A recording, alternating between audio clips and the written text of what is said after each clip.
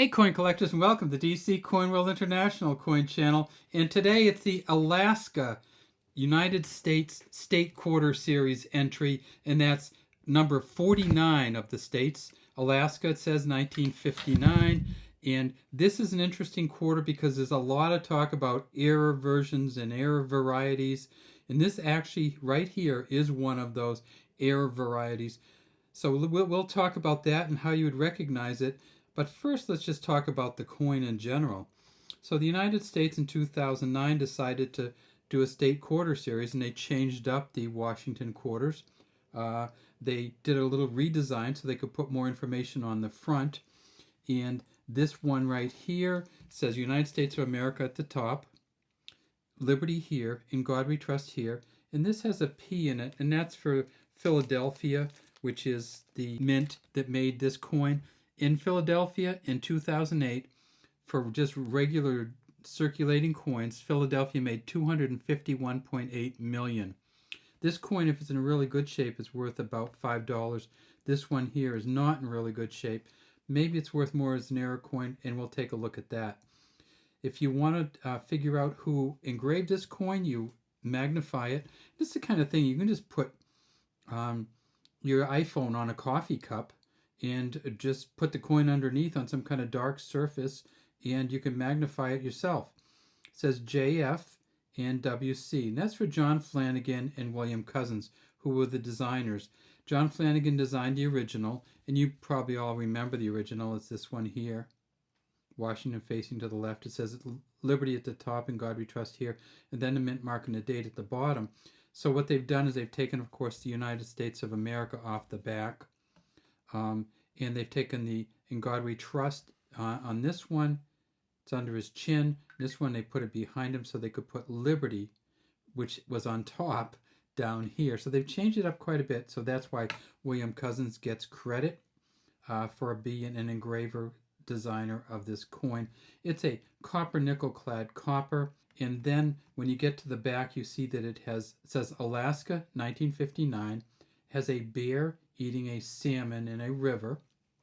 And just a really beautiful designed coin. Now this coin, the back of the coin is a CLV there, and it's for Charles L. Vickers. And Charles L. Vickers has done some amazing engravings on these coins. This, my favorite, maybe my favorite ever, other than my home state favorite for the State Quarter series. We see there's some kind of pine tree up here, a waterfall, and of course, rapids or waterfalls are where bears will hunt for salmon as they try to swim up the stream. 2008 down here in E pluribus unum. You can kind of see the foam coming off the stream. They also made this coin in Denver, and they made it in San Francisco. So let's look at a Denver Mint version. And this is the Denver Mint version. The only difference really is it has a D on it right here.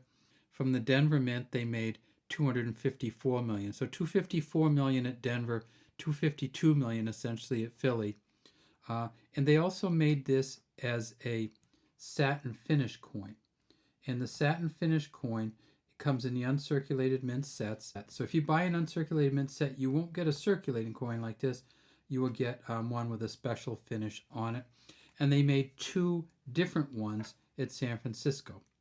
And you can kind of look at that. I mean, you can tell it's a proof coin. Just tip it up and look at it, right? You tip it up on its edge and you can tell what kind of proof coin it is. It's a copper nickel clad copper. And then we see that it's a cameo with S on it. So at the San Francisco Mint, they made these 2.1 million clad coins, and they made 1.2 million silver, 90% silver. These ones are worth $8 to $10 each. The clad coins are worth $2 to $3 for the San Francisco Mint coins. Now, what's the deal on the back? Well, let's start with one of these and look at the claw here. And you can see that right here we have 1, 2, 3, 4, 5 claws there. And now let's look at one of the other versions.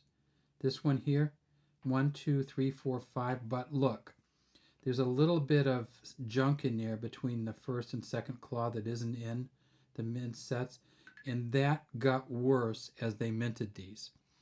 So I guess it's some people worry that it might be post-mint damage, but I think this is just, we've seen enough of these, so we know that it's probably not that. And then if we look at this one, we see how it kind of got flattened out there too. So this is just the dies wearing out. It's not going to be a really, really expensive coin, but you can look for it. And this one, so see, this one doesn't have that. This one has that little bit of extra in there. And this one doesn't.